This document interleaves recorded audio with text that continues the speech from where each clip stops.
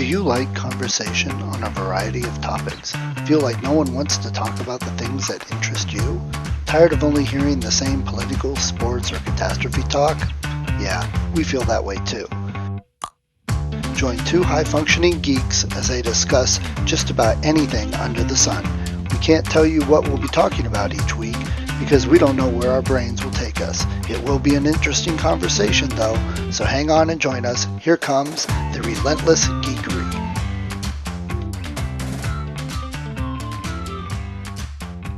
Beautifully put. Oh, yeah. There we go. Got the meeting. Let's see, make sure I got, yes, we're all good. Okay. Hey, I wore the wrong shirt for contrast here, but okay. Well, last week you had orange and it was orange fall leaves. So That's true. I guess, yeah, I'm going into chameleon mode or something. yeah, there you go. There's your next costume for Halloween. Really? the chameleon. I can't count on the ninja black, because me moving around is kind of like an eclipse, so I can't really get the stealth that way. So I have to, I don't know, that's another cool one of those scientific developments where what used to just be science fiction, they really are coming up with something that monitors the environment and then displays it so that, even with movement or if you stand stock still, it really looks like you're part of the wallpaper, you're part of the forest. I think that's the fact that things are able to be done in near real time. People always talk about what, like Moore's law, you know what I mean, about that the number of processor on a chip, the number of microprocessors on a chip goes up, doubles roughly every 18 months. And that was just like an esoteric observation. But then when you keep finding out how much that kind of speed actually lets you do miraculous things, you know what I mean? When they I wonder if we really studied that thing with technology and advancement and speed and everything else. I wonder if it would like follow some Fibonacci number or something, that it would. Well, definitely it's an exponential curve. You know what I mean? Yeah. That as you get, like, I've read a lot about, and I've actually attended a couple of futurist conferences, and so much what they talk about is, like half of human knowledge has been discovered in the last 100 years. Yeah. And probably it's even less, the last 20 years, Yeah. in comparison to what little we knew by, having our environment was 100 miles, so everybody thought that their desert, their forest, their glacier, or whatever was the world. And then you started to look up and you started to say, well, that isn't like, the gods, that's stars, and how far away are they? And just as you see, the whatever they talk about, all kinds of indicators, how many Wikipedia pages have been created every single day now compared to when it first started, and every other bit of scientific experimentation, that just the amount that we keep adding and the depth we keep being able to go to, the quality of the instrumentation, it keeps on revealing even bigger things. You know what I mean? This is how things, now there's like a fifth state of matter. Yeah, I heard about that. Did you just read about this one, that as you kind of like, and it isn't earth, air, fire, water like we used to think, and it isn't phlogiston causes fire. The march of science and that incredible, curious, relentless need to know is just revealing things at the big level, the subatomic level. It's very thrilling. I don't know, I guess it's a little spooky when people are like, well, in fact, I just made this comment. I know I'm all over this morning. So I saw a picture where people are sitting on dinosaur chairs, and I thought it was very cute. And one of those things that, like, if you're going to try to do something for office morale, it really shouldn't be that everything is gray, beige, institutional, same. How about everybody getting a dinosaur? Yeah. Well, and I said, well, they were too small for me. I mean, it's kind of funny because they seem to be built for kids, though adults were sitting on them. But I'm a big adult, and so I said I kind of needed a brontosaurus chair. And I said, I know that it's now called apatosaurus, but I grew up with brontosaurus, and it just sounds bigger and funnier, so that's what I'm going to use.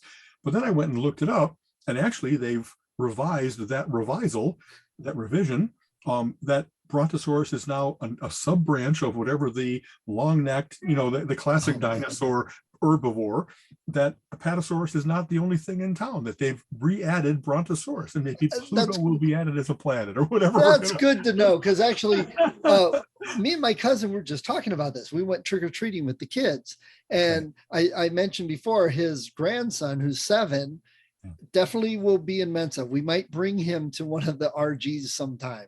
He will Okay. fit right in because he got some chalk. So he was out making drawings on the sidewalk in the patio. So he did the solar system. And he put the moons around each of the planets, and he put the asteroid belt in, and then he put, I forget what he was saying, some closest discovered exoplanet and the solar system for that. I mean, he just did that. When a kid, when a How kid cool does is that, because Exactly. that's fun. You know? So we were just talking, and I'm like, that's the thing, man. There's just so many things we don't know that we don't know right now. And there's so many things we still have to discover. Like you said, what was that thing a while back where they finally caught a picture of light in a black hole, and it proved one of Einstein's theories that hadn't been proven yet. Exactly. And it's kind of funny.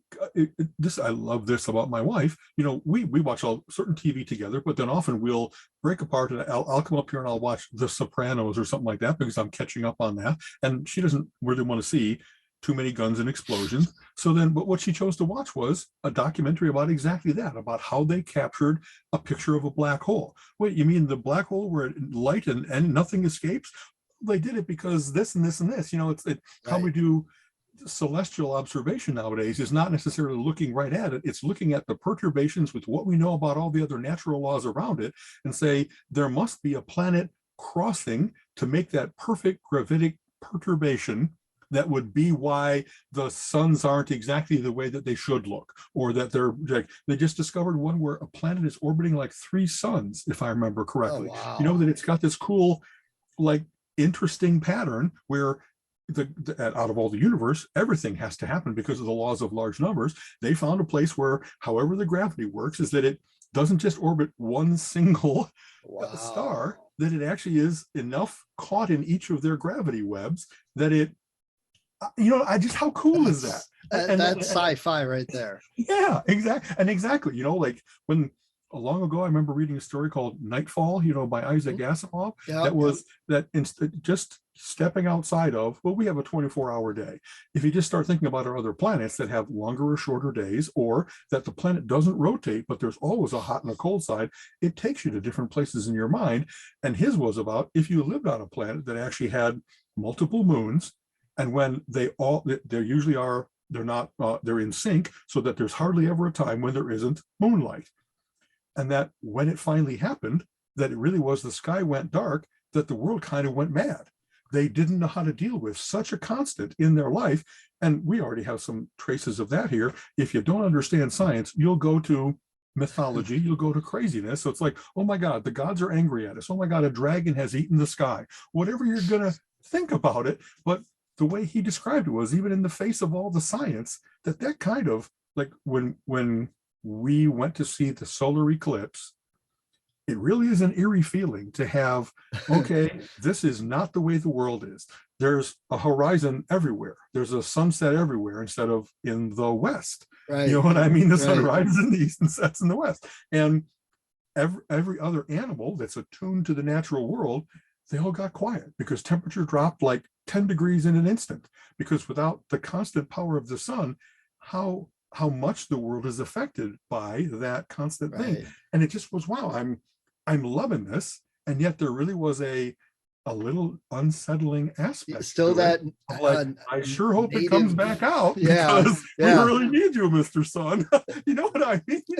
and that, that brings up one of my all-time favorite stories, Connecticut Yankee and King Arthur's Court. Mark Twain used that so well, and that was 120, 130 years ago or whatever. Exactly. So it's just, I mean, you could consider that story sci-fi, but sci-fi has pushed us. Jules Verne had the diving suits and the subs, and then Star Trek had communicators, which we had, Exactly. I mean, that so much. This is like what we love talking about in Relentless Geekery. That speculative fiction like that has so often been, well, we don't know, but let's think about what it might be like. And then the world kind of decides, well, what part of that future do I want to become true? I love the idea of being able to tap this. I love being able to run a tricorder and get a medical reading. Yeah. Let's make that happen.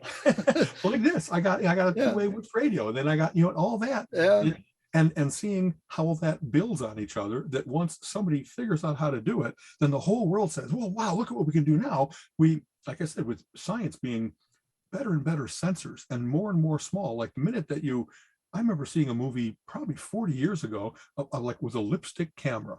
Then instead of a camera being a big tripod and a guy under a hood, like you see in old timey photogravure, exactly. Then instead it was, and now the launch of the stealth movement, that they had a lipstick camera that was like just positions where it was not at all obvious that it was there, but they were spying on a room of some kind. And as they've made that smaller and smaller, like now you have in your phone in like camera dust that you can throw on the ground and then put together a concerted image of all the things that it sees. And that's how, like now how we have the very large array. We don't have a single telescope that had to get bigger and bigger and bigger, a dish that would be able to absorb more and more light or radio waves or whatever else it might be. We said if we do 100 of them and we know exactly how they're positioned and exactly the angles, the computer can figure out the composite image that is 100 times the power of any single one. And then just shrink that down to nanobots, and now you've got like a problem. Yeah. And especially even that big thing of, okay, I don't have to have one perfect dish, which has, remember when I think sometimes, as they say, necessity is the mother of invention. So why did they do that? We can't make a big enough lens perfectly anymore. Even with perfect grinding and everything like that, any flaw means it's not going to work. It's all wasted. We can't account. And they've actually figured out how to do that now, that it's actually made not of a single lens, but a series of shimmery panels. And you can actually do those micro adjustments to make it, again, aided by computers, going very fast. That, I don't know, just every time that you see that next thing of, now we have those tiny cameras, and that they're not just like Fantastic Voyage, where they said, let's take a camera inside a person and we'll figure out how to cure them. And that was absolutely science fiction when Asimov came up with it.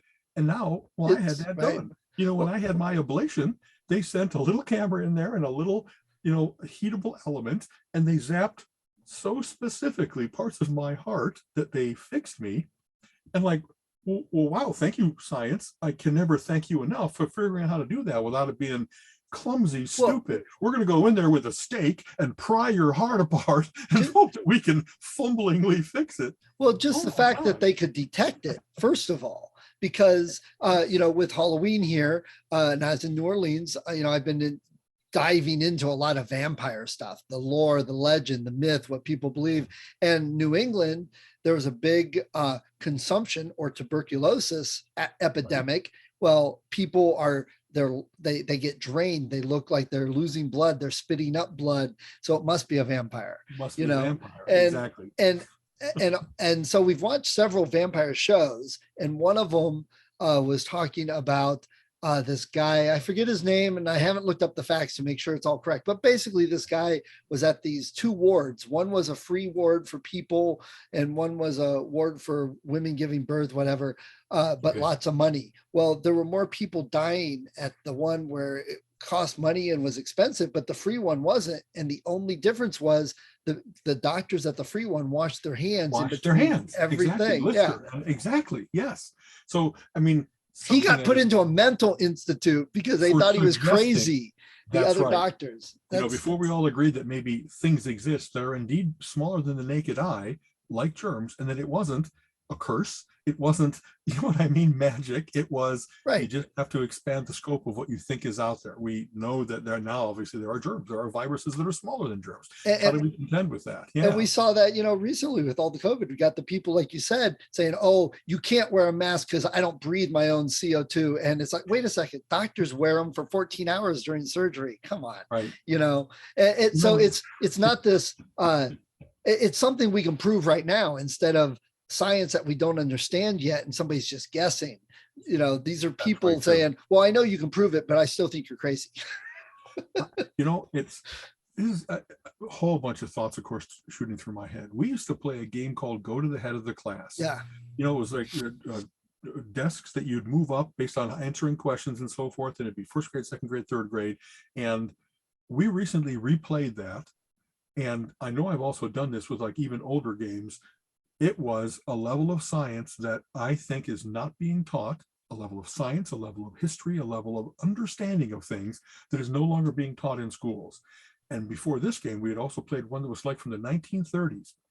And the things that kids were expected to know, the exact dates of historic events, like the all kinds of historic figures that they really were important back then, and maybe now they've faded with time, but it'd be the equivalent of, you have to, as a decent citizen, know every Supreme Court justice, every member of Congress, every appointed cabinet position. You have to be able to recite every amendment. Like, you have to. That's just base knowledge to be a functioning member of society. And we have so much backed away from that.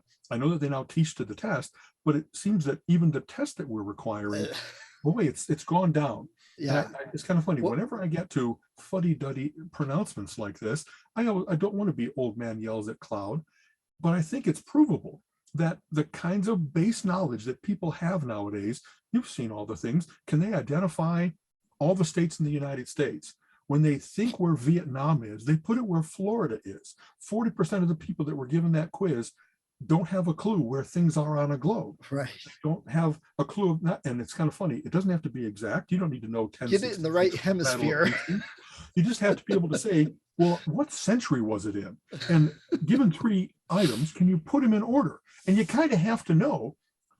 I guess people would know World War II must have happened after World War I, but there's been many other important wars, important scientific breakthroughs, and you kind of need to know what came in order so you get a feel for how the world works. There's a game called Timeline. That's exactly that. Exactly. We love that game. Yes. And honestly, I'm humbled often with like, wow, I didn't know the fax machine was invented that much further back than I thought it was. Right. But then it makes an impression on you and it stays with you forever because you don't want to be embarrassed again. And you want to be, so it was kind of like, as soon as they figured out Morse code, as soon as they figured out how to send things over a wire, they started to say, well, what could I do with that? Same with when they first had steam power. They started to say, what are all the ways in which I can make a steam engine useful? And the amazing ingenuity. Again, I'm jumping all around. I loved going to Biltmore House because it wasn't only the beautiful Vanderbilt mansion, it was they had a working farm. And the working farm was as if frozen in time. So they had all these cool old farm machinery that were, how ingenious they were with being able to develop something to the precision of metal interacting, and it exactly digs the right depth for a seed, and then another thing puts the seed in, and another thing covers it with dirt, and then you do that through a whole field. And instead of an individual having to do that 100,000 times, it just did 10 men's 10 hours work in an hour. The breakthroughs of that kind of knowing that metal, that you can work with metal to that fine a degree that you understand. I don't know, man. I've loved seeing examples of human ingenuity like that forever. It's how many times have they found a Mayan or an Egyptian tomb and opened it up, or a pyramid, and they're like deciphering it, and they're like, wow, they understood planets and how they moved, and they understood the seasons and the planting and how things grew. And it's like, we lost all of that when the explorers like came to America and killed all the Indians and let's move in. It's like they had hardly any of that knowledge. It was all gone. Well, back when it really mattered, like you had to know what the seasons really were because you had to know about how to bring your crops in so you could survive the winter so that your whole society didn't die. Right. And there might have been a mythic component of, we have to explain why the sun goes across the sky or whatever. Yeah. But then it really chariot mattered. eating Like that. But then whoever first said, well, I'm going to watch that every day, and I'm going to put together a chart of indeed the days do get longer and shorter, and so that we can use that we have more time to work during the summer, and we know when the sun will set, so that we can we'll know how soon we can expect the river to freeze. This river that we have to be able to cross, it will soon not you're going to ford it, but you're going to walk across it. But how hard does it freeze so that we can actually not a person but a wagon?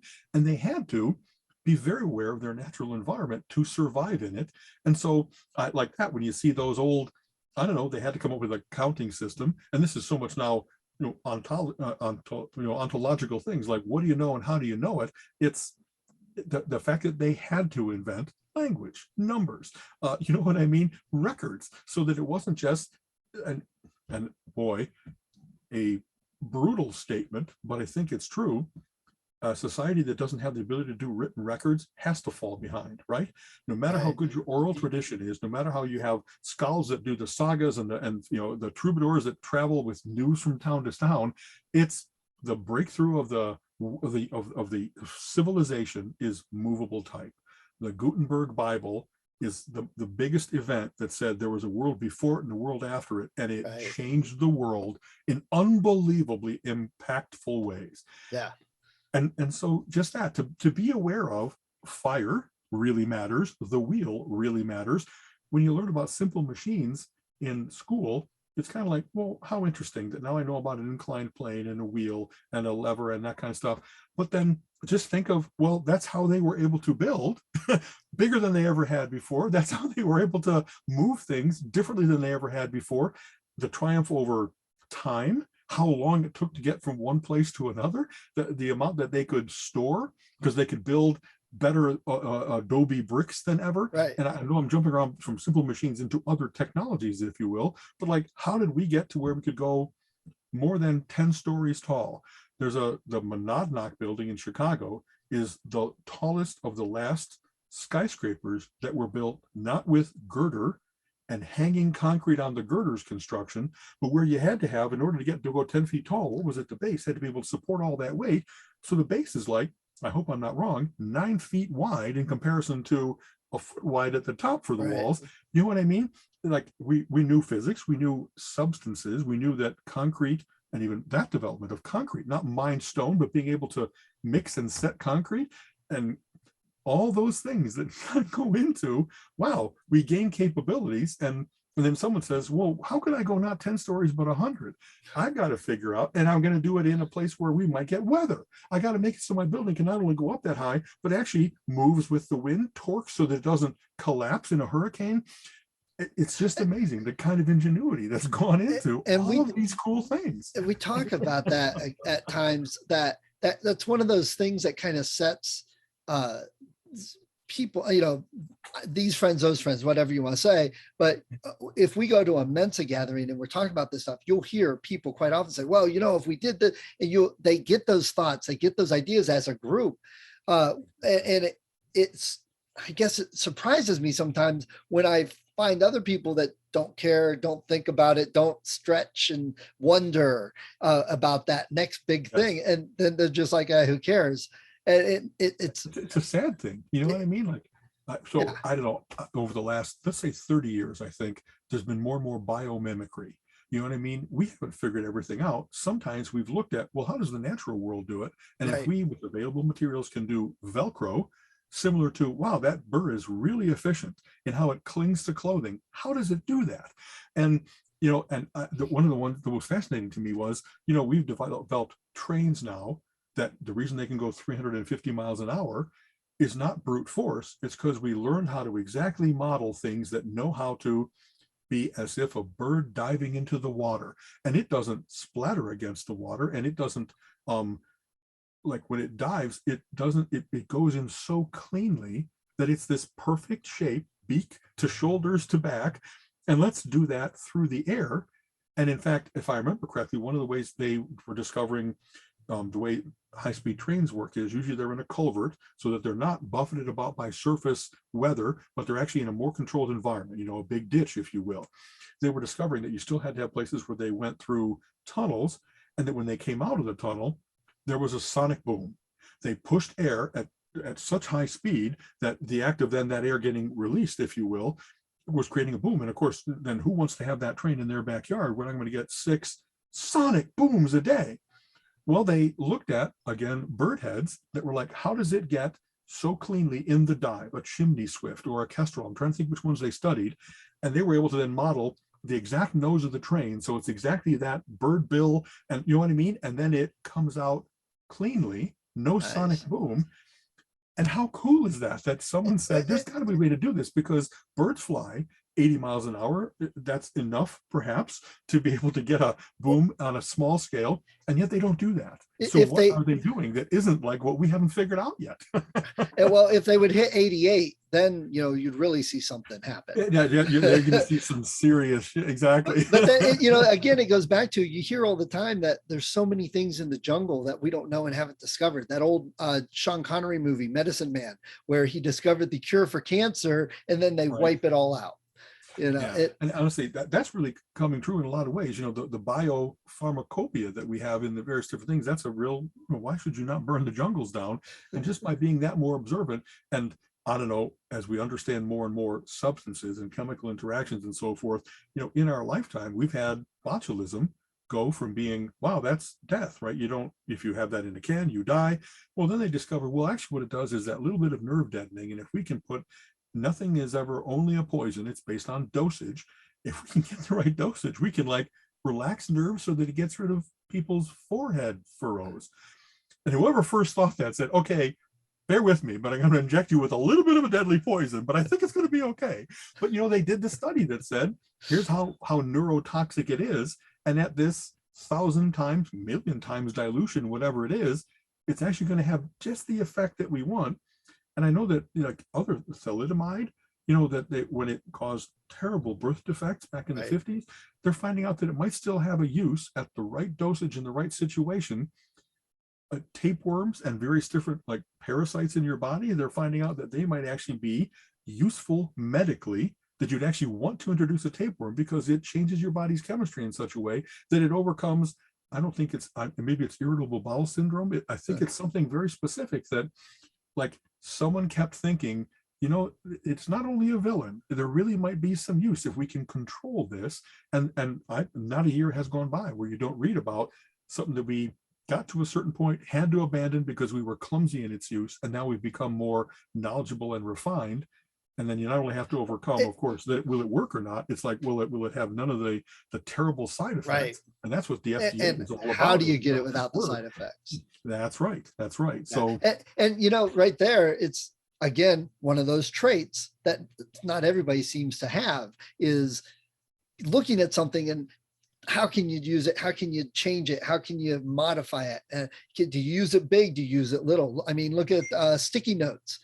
That was from a guy that was trying to create an immovable better adhesive that would hold forever, and he created the exact opposite and became rich.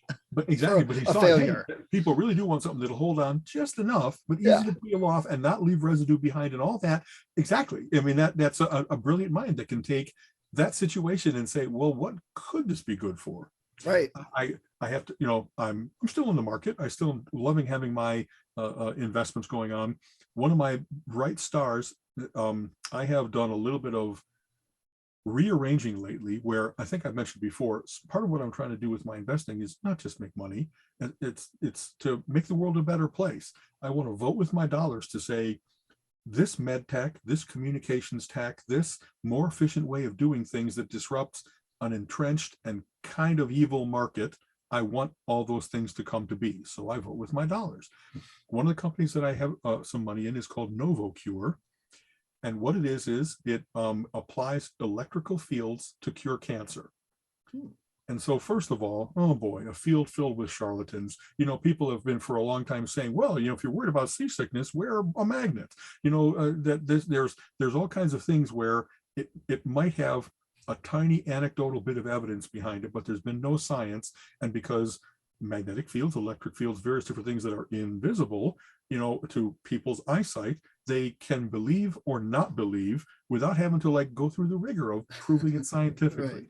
Well, what these guys noticed was, as cancer cells, as any cell, but in particular cancer cells, what is a cancer? It's something that didn't get the apoptosis command to say, when you've grown to a certain point, stop.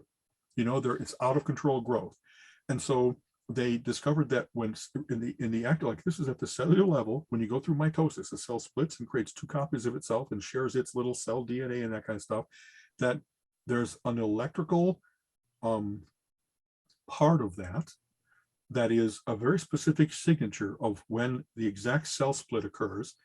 And these guys have figured out, if we can interfere electrically with exactly that thing, we can stop cells from splitting as they should. And if we can make it that it's not put the whole guy in an electric field and then all of his cells will stop splitting, and that's terrible. If we can make it that it particularly focuses on, and one of the first things they did was glioblastoma. When you've got brain cancer, there's no easy way to get to it. There's no good outcomes. There's no chemical treatment. It's really been a death sentence pretty much. They found out that that's almost like a perfect environment for, we can get in there with an electric field, not at all intrusive. You might look a little funny wearing your mind reading-ish looking device, but it was able to make the tumors retreat to make them stop, to make them go away enough that amazing cures are happening. And now they're finding out that you can do that with like pancreatic cancer, that if you can make it so that you can't obviously wrap your pancreas in this thing, but they're finding out that you can tune the fields like they've been able to do for a long time with, you can have power coming from here and from here, and neither of them is enough to hurt your flesh, but where they intersect, the combined power is enough. So that's how you can get either by vibration or by heat, infrared, that kind of stuff, to be able to do kind of internal surgery, internal changes. Nice. So they're figuring it out similar ways. And like we have any number of friends, including me, who have been through cancer, and it's terrifying. And there's only so many ways now to pursue it, whether it's chemotherapy, radiation therapy, immunotherapy. And this is a new fourth therapy that's seemingly working. It's passing all of its tests. The FDA they actually had a thing where the number of patients that they had to do it on is usually this many, and then they do all the various different, there's rigor in the testing. And the FDA actually said these results are proving so promising that you don't need to only do testing for this small sample. You need less people to prove it, and you actually need to, like, if this can cure things, then proceed. So I just was at Mountain Fool last Friday, had a backstage all day thing, and it was interviews with various different smarties that are running the various different companies, the various different analysts that are knowing a lot about various different fields, about cryptocurrency, about anyway, all of that was, it's so cool to hear this guy talking about it really isn't about money to him either. You know what I mean? It's like we're figuring this out and we're really having success, and I'm going to be able to save my mother. Do you know what I mean? What could be more wonderful? That Sergey and Brin from Google, the reason that they got out of the running of the business of Google in a lot of ways was because they wanted to be able to cure family Alzheimer's, to be able to cure cancer, to be able to, and there's obviously other things of, hey, let's go to the moon, let's do space travel and go to Mars and stuff like that. And there's a lot of mockery being done with that, but the benefits of doing those kinds of things, to figure out how you would do that, there's spin-off benefits of Mundo for the substance knowledge that you have to have for nose cone material, for things that can survive the rigors of airless, near absolute zero space, but still be able to return to the planet and get through atmospheric reentry. And the telecommunications that has to be able to occur with that pinpointed ability. You know what I mean? A long time ago, I've been a believer for a long time in space travel, not only because, yeah, we should go to the moon because it's cool, but that it really has, the solving of this problem has solved so many other problems in the rigor of being able to do it. And so I trust that, I guess, you know what I mean? And I don't know, the space program isn't, hey, we got Tang and space food sticks. It's that we got like GPSs. It's that we got, the perfect molybdenum type steel. Right. It's just the coolest stuff. But don't discount Tang. I mean, I am not exactly. I don't mean to diss Tang. But that's people's kind of idea is, well, sure, they made a nice spacesuit, but where are you going to be able to use that? Well, then you find out that the materials for like temperature control, fire reflectivity, that a lot of that applies to firefighters now. Right. It's just amazing. How do we know about human beings that say, what would you do to survive the rigors of space? You have to be able to survive zero gravity. What will that do to like where your organs are? What does it do to your blood flow going to your brain? If you get up in the spacecraft and you turn into a non-thinking being, you know what I mean? And of course, they didn't test that on human beings. Let's send a dog up. Let's send a monkey up. And it didn't seem to drive them mad. You know what I mean? So we got an idea of how we could do this. So much science fiction speculation was, well, we're going to have artificial gravity because we're going to need to be able to have load bearing to maintain our muscle mass. And so probably now you've seen when they do the International Space Station or any kind of space flight, they have people that they get on the treadmill and they've been able to rig it so that that's enough impact and simulated weight on your muscles that they don't turn into jellyfish. Right. But they had the two brothers, remember, that went up and they were able to study exactly, these are twins, so it's as close as you can get to, same sample, and this guy's muscle mass went down by 20% in comparison, and his heart expanded in ways, some of these things are not good. They're damaging effects to human beings for extended space travel. So even if you want to go to Mars, but it's going to take a year and a half, and in a year and a half, they might not be able to get out of the capsule and Right. stand on their own because their body has been transformed by being in a different environment. And how do you compensate for that? So anyway, I know I'm sorry I'm doing so No, much talking, but these things are all so cool together. And like when you see NovoCure, it's just that so, sounds it's like amazing and real, intuitive surgical. The guys that do the Da Vinci surgical robots, that a guy remotely can do surgery with the level of precision of a surgeon with all of his training and all of his hand motor skills and so forth, that you can simulate that so that you can have this in, I don't know, smaller towns that don't have a crack surgeon to be able to handle a difficult heart operation that has to be done.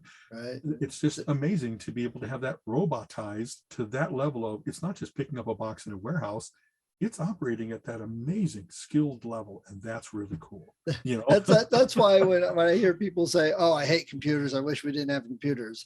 Well, you know what? There's you Right. don't even understand what you're saying.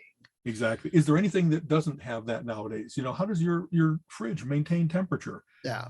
It has not only a thermometer, it has a little chip that's measuring your temperature 10,000 times a minute and immediately letting you know if something's funny. You know what I mean? Yeah. It's like It's always I get cynical about it, and I always think, okay, well, when you or your husband or your kids get rushed to the emergency room and they say, "Oh, you don't believe in computers? Well, they're going to die. There's nothing we can do."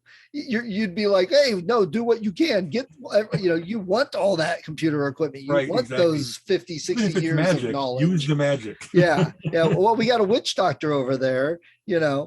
So, all right. Well, hey, let's jump on our other topic, As usual, we which have a long list. yes, and I hadn't even heard this one. You mentioned to me, Jim Carrey has been pegged as MODOK.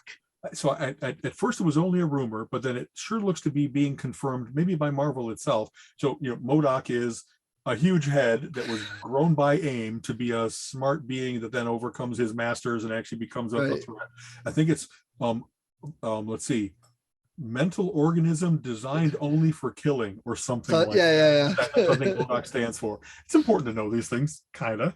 Yeah. But the fact that, like, from what I understand, Patton Oswalt currently voices him in animation. Okay. And so I was like, well, he would have made a good MODOK as well. But he was in Agents of S.H.I.E.L.D. Exactly. And so it maybe the fact that we don't want only certain actors to get all the roles, maybe the fact that Jim Carrey really, he's got he's got an intensity to him that you don't know whether he's crazy or not sometimes. And that's kind of what you need if you're going to have a brain that's grown so where it might be beyond humanity, kind of Ozymandias and the Watchmen. Right. Once you get smart enough, you're not really human. And what we worry about artificial intelligence, maybe deciding that us carbon-based life forms are not the most efficient way to do things. Let me fix so let's get rid of them. Exactly. Oh, no, they'll fix us. They'll make us better. Exactly. So I'm looking forward because he's been a great scenery chewer for a long time. And as he's moved away from comedy and gone into various different things, I'm not sure if you've ever seen like Eternal Sunshine of the Spotless Mind or something like that. He's really, I like him. I like the fact that he has taken risks and had them pay off.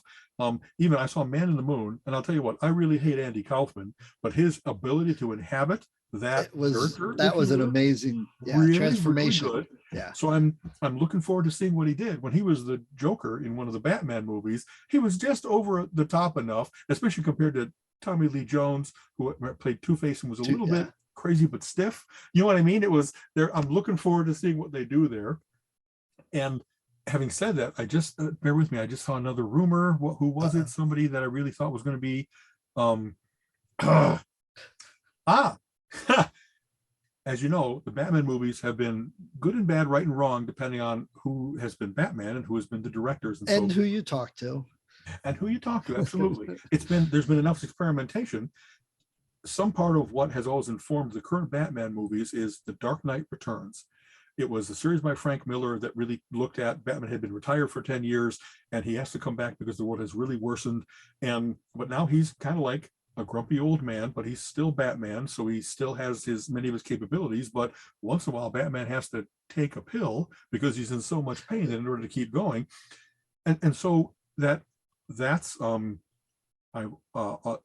portrayal of Batman being a little bit mad, a little bit merciless like he is in The Dark Knight Returns, that's a big thing compared to a lot of the other code against killing Batman, more current Batman, if you will.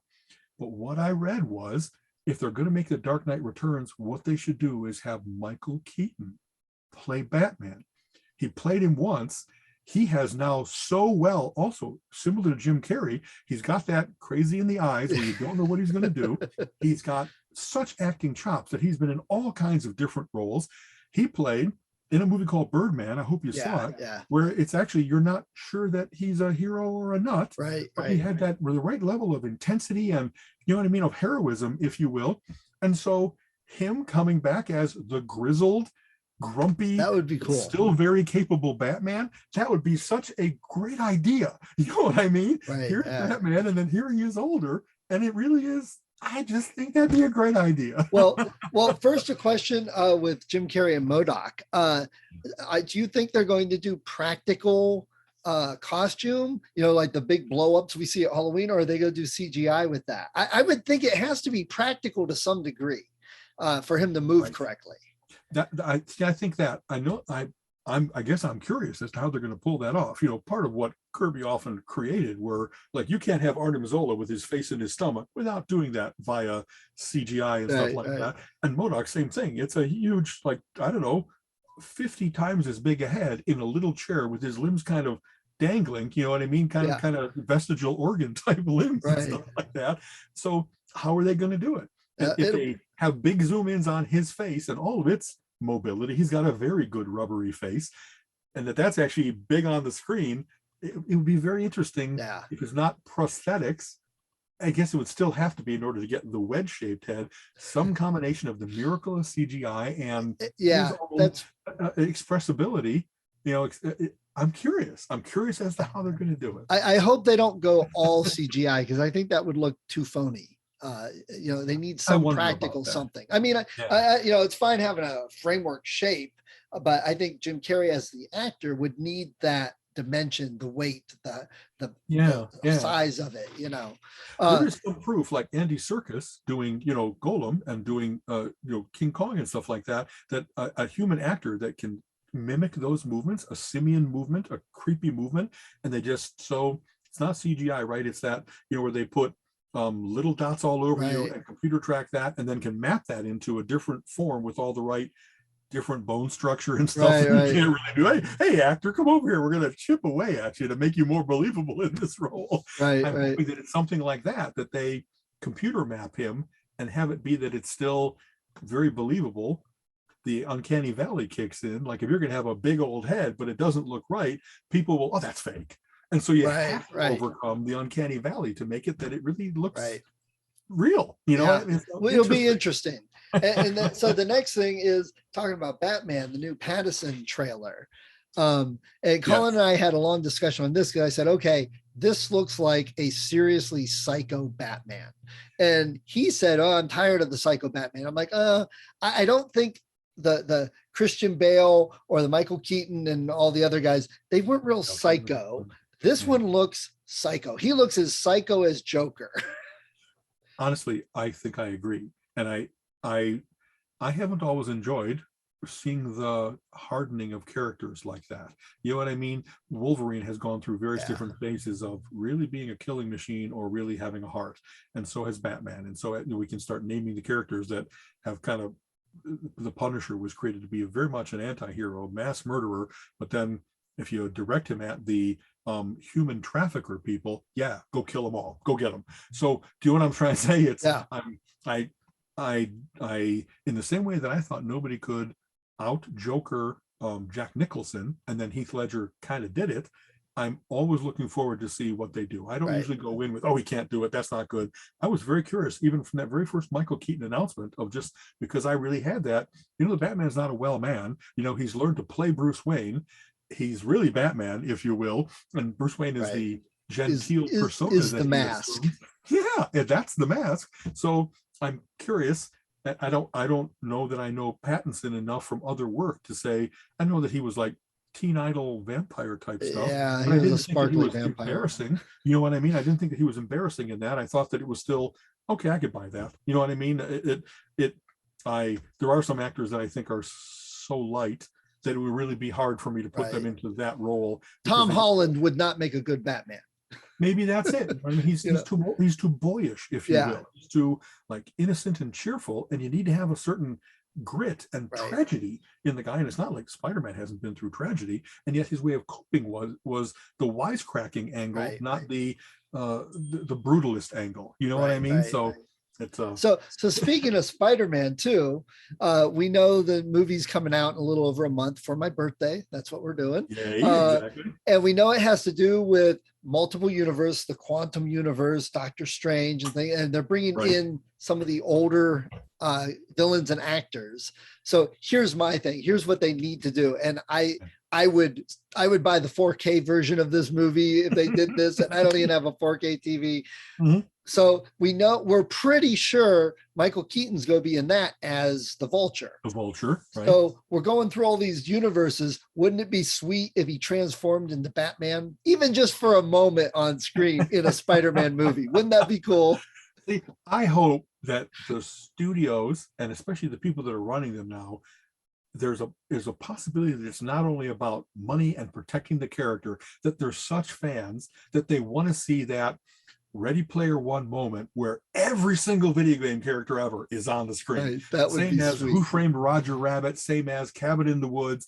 There's just that wonderful little, they know how much people would love it, and they're going to put that little Easter egg. But I think their egos and their greed for money and their everything else gets in the way, because seriously, there was so much problems with Spider-Man and Venom and all this stuff. They went back and forth, and Sony wanting to control it, and that's right. Sony versus Marvel instead of, but I don't know if Kevin Feige has any.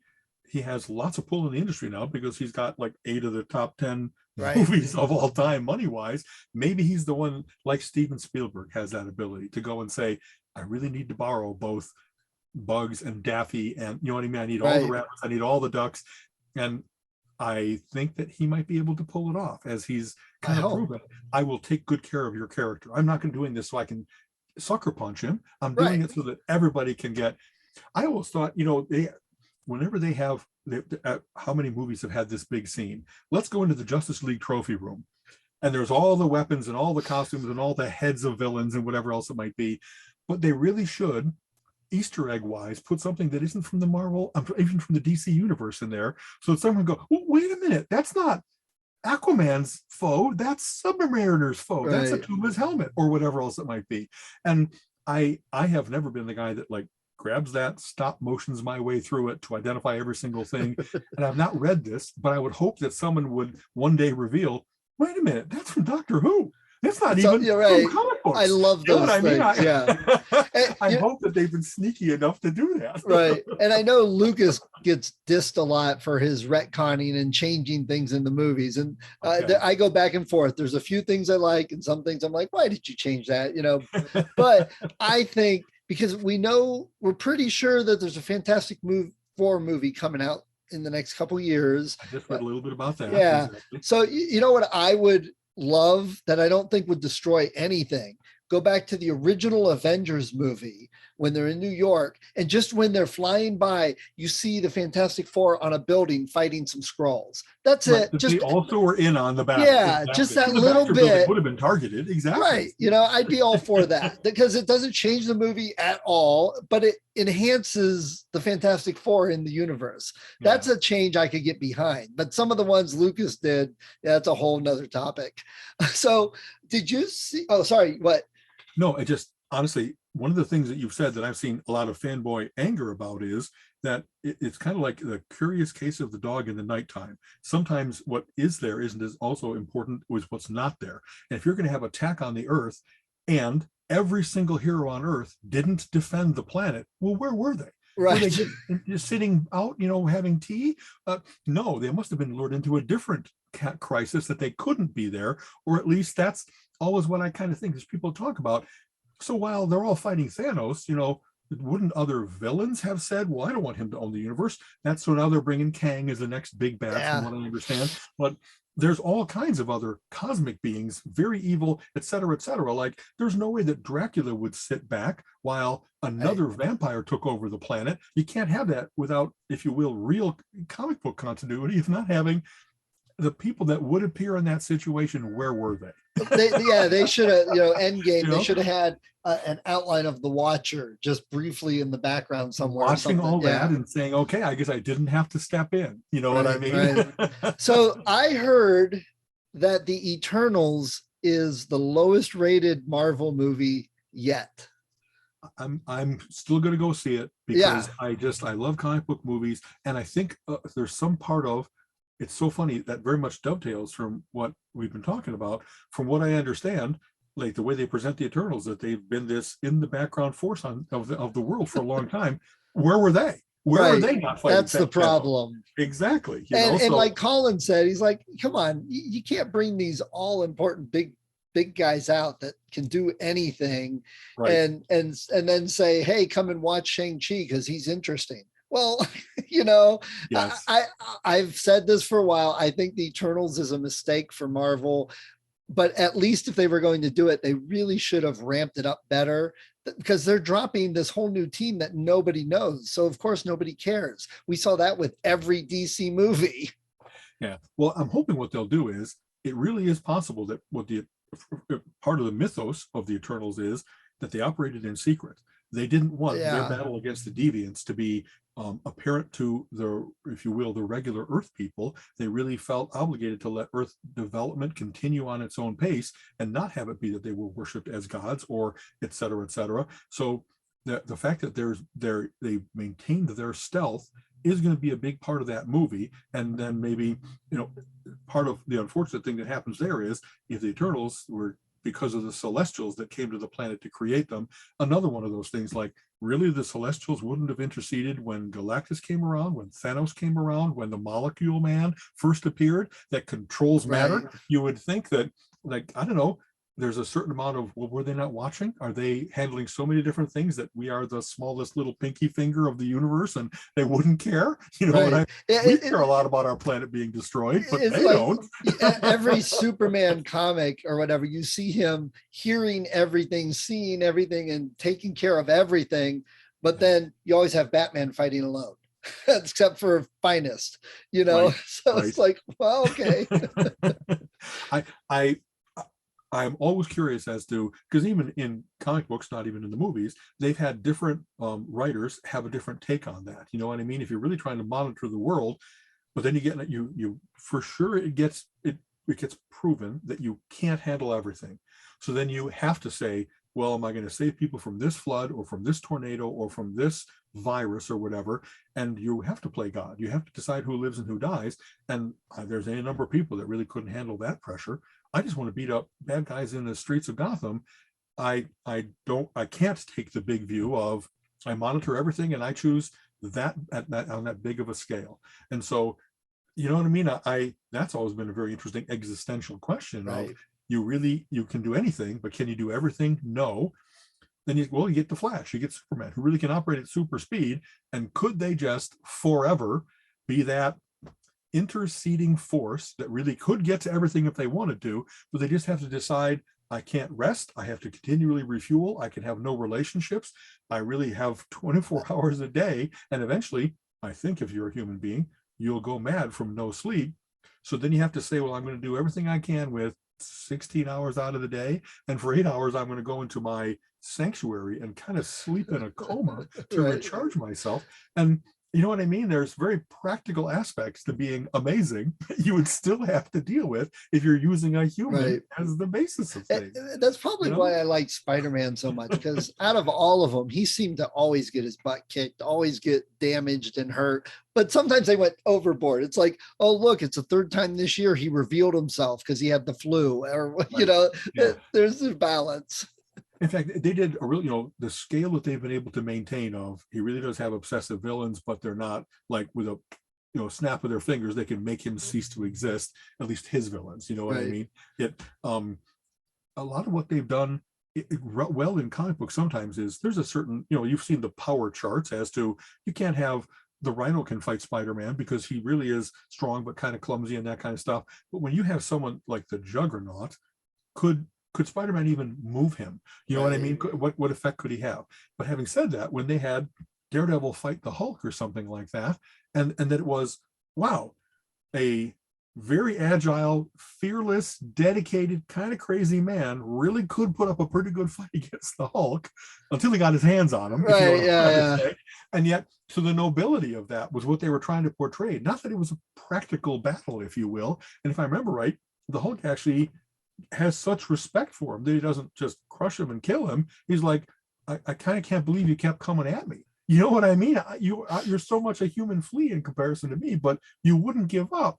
Hats off to you. Right. You know what I mean? So, Yeah. Well, I remember, I don't know, I'm sure you have the issues. After 9/11, after the towers fell, they came out with a whole bunch of Marvel with the superheroes at the towers.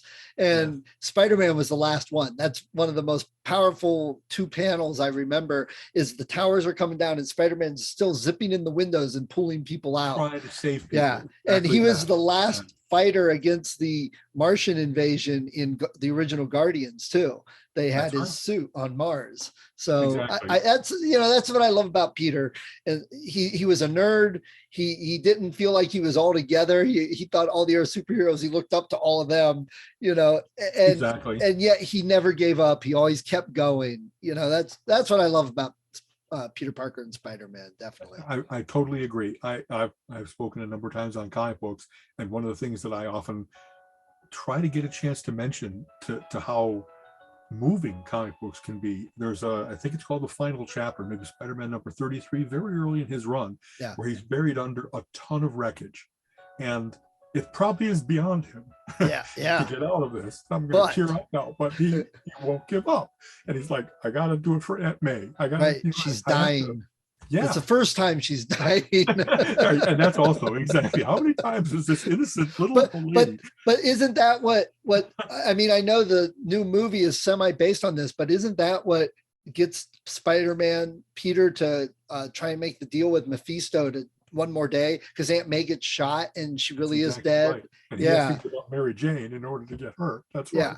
Yeah. So that Spider-Man definitely, I'll give him kudos for all of that. That when he's good, he's really good. Absolutely. And it's kind of funny. Various authors have really captured that. That's kind of like we talked about James Bond last week, a couple weeks ago, maybe, that the ability to maintain a character and what makes him that character over the course of time, it's not easy. You know what I mean? They've let Doctor Who be quite different over the course of time, in my opinion. There's a core of him, but what makes Spider-Man heroic, what makes Superman heroic, it's not easy. No. Sorry about this. That's fine, man. This stuff has been part of both of our lives literally forever. Exactly. And when there's that's what people don't get, is how good some of the comics are. Yeah, there's some crap, and you go through stages for any of the heroes, any of the books. But when they are good, I mean, I told you about the Battle Worlds, whatever, with Spider-Man, and he was fighting the Venom to save his wife and daughter on that timeline. And it was just when he was holding back, and then when Mary Jane showed up and told him the building was empty, and the way they drew his look, and Spider-Man has a mask on, but he conveys such emotion even with the mask. And it's just one of my favorite Spider-Man stories ever. I've read it dozens of times, just that one, Exactly. So. Boy, this just comes to mind, and it's a variation on that I'm not sure. So Dr. Doom, a big villain in the Fantastic Four and for a long time, all through the Marvel universe, and he really is a megalomaniac, and you know what I mean? But he's got that interesting core of, well, the reason that he stopped doing only science but started to dabble in the arcane things is because his mom got taken to hell, if I remember correctly, right, something like by a that, demon and so forth. So every year he fights to try to win her back and doesn't do it, but he won't give up. There's a series where the Overmind comes to Earth, and Reed Richards gets incapacitated, I think even taken over by the Overmind, and Dr. Doom steps in to lead the Fantastic Four because he's like the world's last best hope. The Overmind, if I remember, so real quick, the Stranger came, and I think how to say this, the Overmind is the sum total of a world that's everyone's minds melded together, and that's why he's so powerful. leave the stranger out of this for a moment because it's worth reading.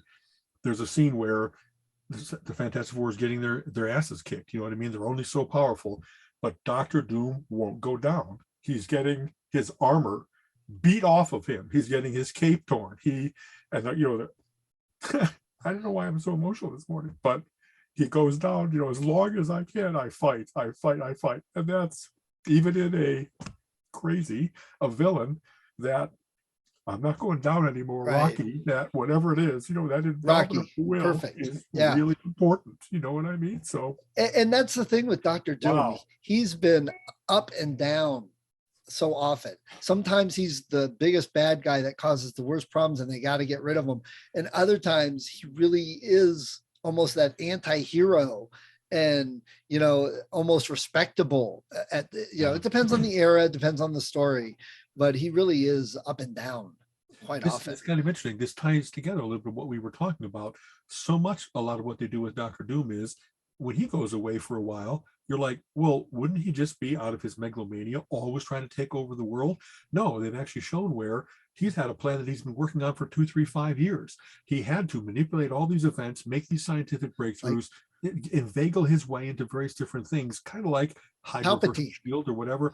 And so to show that as much as he's obsessed, he's also got discipline. He's got, like, his obsession leads him to, I really will, like, step out of the world for a couple of years in order to improve my armor, my science enough that now I could take on Iron Man or whatever else it might, you know what I mean? It's like it's cool that they've been able to show that there are some villains that are nothing but they come at you again and again and again because they can't help themselves. That Dr. Doom actually has that kind of dispassionate, really evil clinical approach of what matters is the end will justify all these means. I will do whatever's necessary, even great sacrifice, in order to get the goal, which is I want to run the world. I want to run Battle World. You know what I mean? When they did because I am so good, I can do it better than anyone else. Right. That this will be the proof. And it's kind of funny, there's the shadow side, if you will, of Dr. Doom. Hank Pym as Yellow Jacket and the various different personalities and costumes that he's taken on. He's always had that inferiority complex of, I'm really brilliant, but it sucks to be in the world the same time as Tony Stark. You know what I mean? I invented Pym particles. I invented, but he's the one that gets all the tech accolades, if you will. And what's really funny is they really did that in the Marvel movies. You know what I mean? Yeah. Now that who invented Ultron? Not Hank Pym. It's Tony Stark and Bruce Banner. Right. And so they even made him feel even more inferior in the real movie world, if you will, is by not giving him a big bad, one of the worst villains the Avengers have ever had to contend with, this artificial intelligence Ultron. They took it away from him. So, they had some really good stories about seeing his personality kind of it couldn't take the battering of the pressure and the competition and the inferiority, and which they kept in the What If, where the original Ant-Man is, taking out all the Avengers. So exactly, that was a pretty good one. Yeah. Spoiler alert, belated. Exactly. Well, the Ultimates came out, probably also 25 years ago, and they started to do all the retellings of the various different Marvels with slight variations because it was a different universe. There was a different Ultimates universe, if you will. And one of the things that Spider-Man in the Ultimates universe, written by Brian Michael Bendis for 130 issues, right? A whole long time.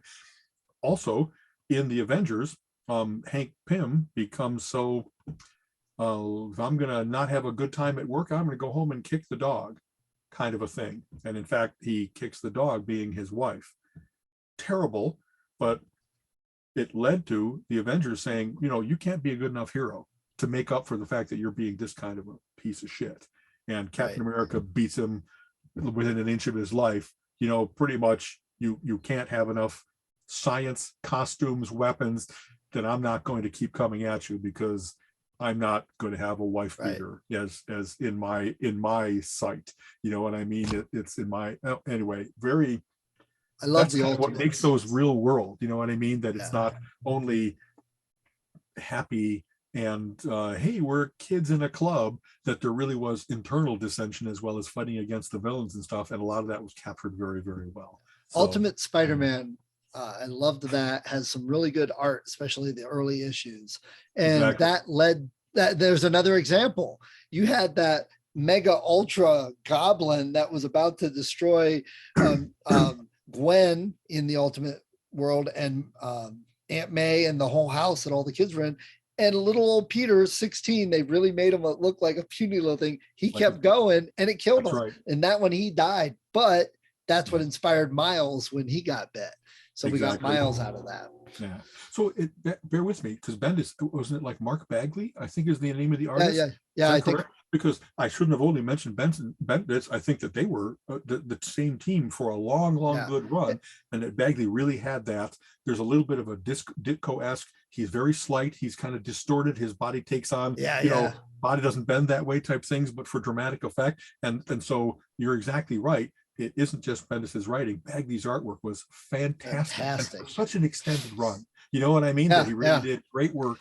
And the fact they didn't let themselves get distracted by, well, you could go make more money over here, or you could. No, we're going to make this magnum opus out of Ultimate Spider-Man that it will stand forever. As much as I like reading the old Spider-Man and those Marvel Masterworks editions, those Ultimate editions really read well and are yes, great they do. comics. Yeah, I love those. And Bendis was from Cleveland, right? Yes. Originally. So we exactly, a whole bunch of them were here, and then they made a mass exodus to Portland, if I remember. And it was like, oh, come back. We're good.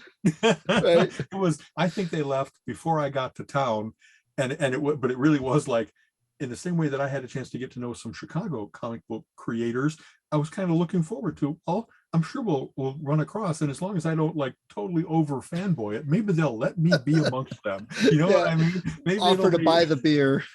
Exactly. I'll be able to appreciate without fawning, hopefully enough that they don't like get this guy. You know what I mean? We're done with work. We want to forget about it. Leave us alone, you 60-year-old kid. Yeah. So we missed, we got a couple things, but what's this about the comedy festival? What's going on with that? I hadn't heard about it. Yeah. And I got something coming up to tell you about.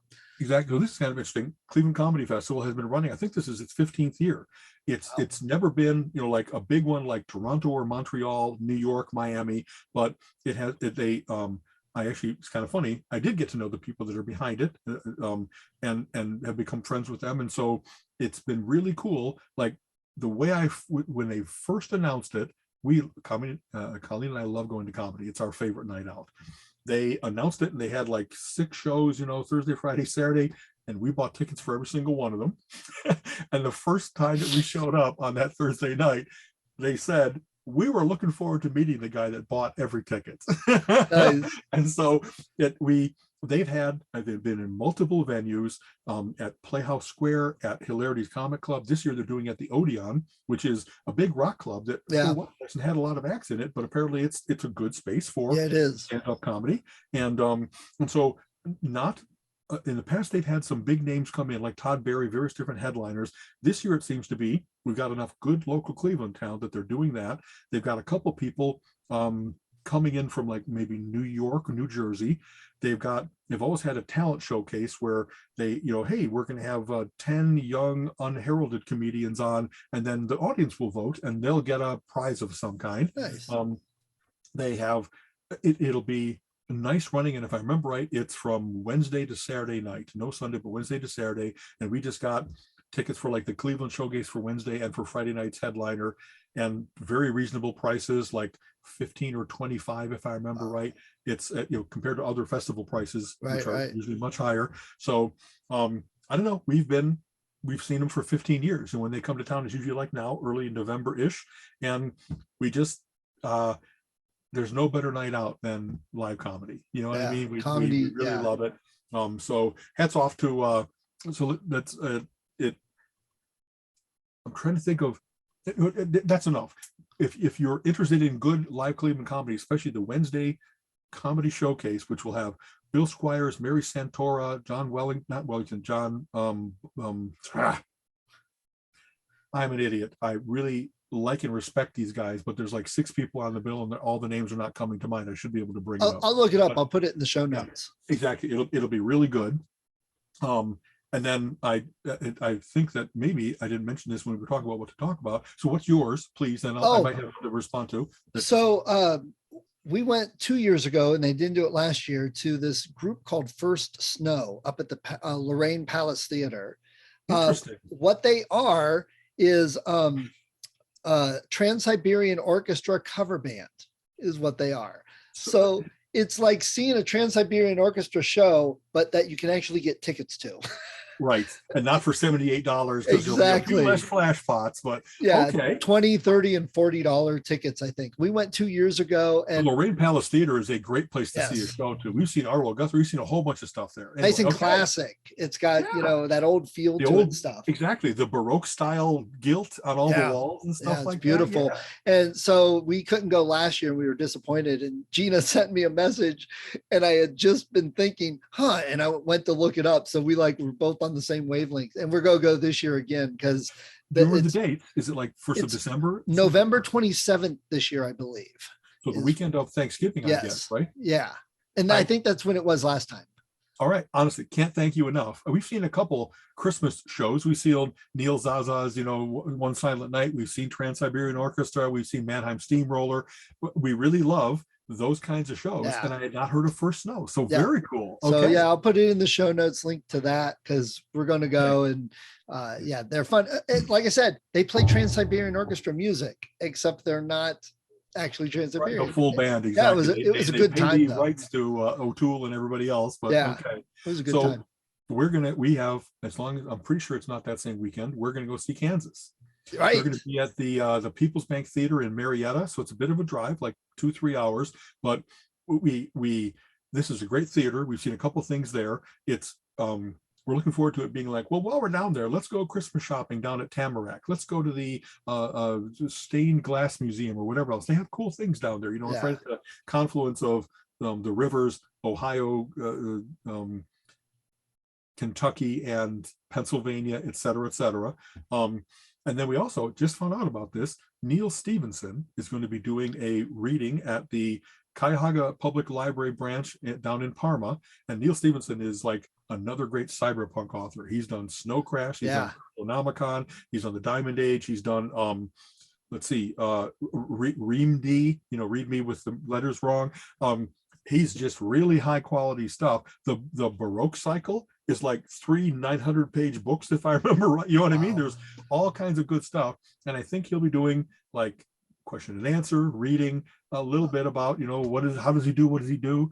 And I'm still very much, I only want to go to places where I'm not going to be eating there, so I can keep my mask on. That hopefully people that would know about Neil Stevenson would mostly be science people, so they really have a mask on.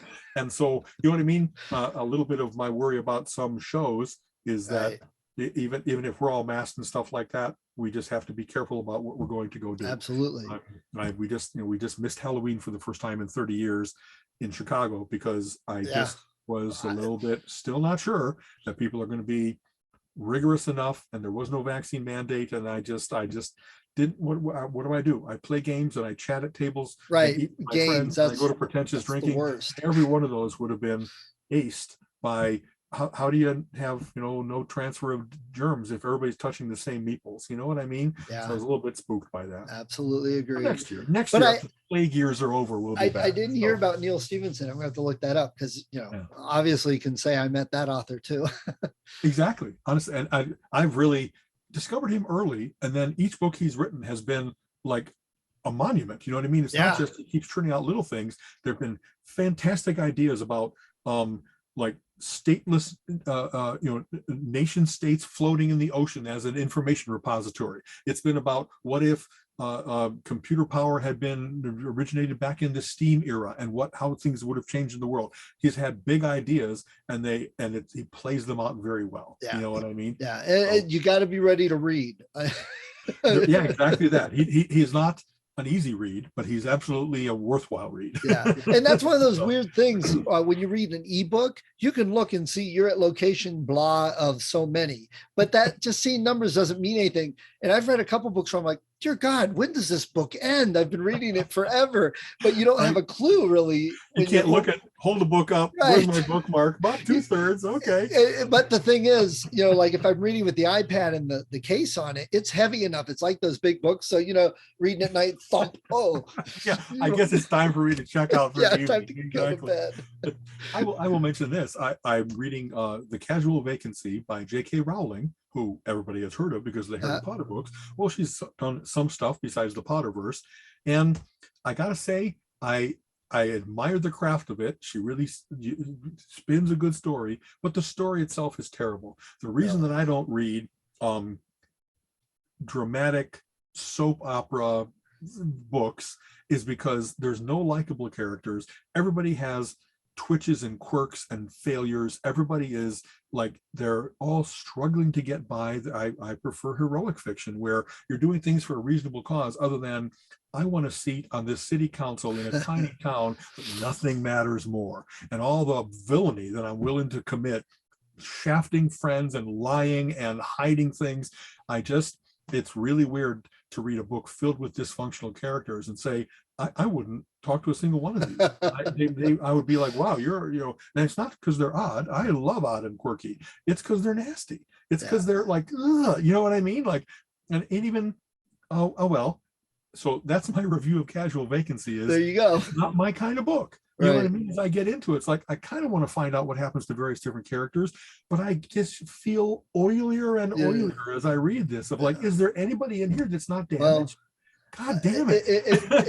If you don't like it, put it down. There's plenty of books, And she just came out with a new book, The Christmas Pig, some Christmas story. So we might pick that up and give it a try. I like quirky little Christmas stories. I really did get this out of loyalty to her. You know what I mean? The Harry Potter books are really good, and et cetera, et cetera. It's kind of funny. She's more adult in this book. And so whatever they got a little bit more adult as the kids got older, and there was like, not just, kissy, but maybe real love and maybe real villainy. But this book is just loaded with adult themes. And so it's kind of like, okay, I'm okay with it. I've read many books with adult themes, but I just was, okay, I didn't mind you doing the Harry Potter books. Someone's got to do that and do it well. Right. Oh, well. She doesn't have to worry about really it. Awful on my part. No, go do the one thing I like you doing. You don't get to stray. I'm not like that at all usually. I really don't think. But that's the general consensus, though. I mean, that's what I fight against this. But like every time I'm with a group of authors or there's someone on stage talking, it's always, if you write fantasy, keep writing fantasy because people want to keep reading the same thing. I'm like, man, I have a problem with that myself. Yeah, don't put a straitjacket on me so readily. Yeah, you know what I mean? That's not always true anymore. People are because of digital, it's easier to get various, and people are reading wider, it seems, and it's not as much of a detriment. Plus, they say if you start right off with maybe a sci-fi short story and a fantasy short story and then a middle grade kids horror book, and then you establish yourself in every one of those fields. Which is what Pearl Jam did on that first album. They had such a variety of music, they could do anything they wanted after that. That's a great way to put it. Exactly. So all right. Okay. Cool, man. All right. As usual, wonderful talking to you. And let's see, we're into November, man. I got to start wearing long sleeve shirts and stuff like that. Darn it. Yeah.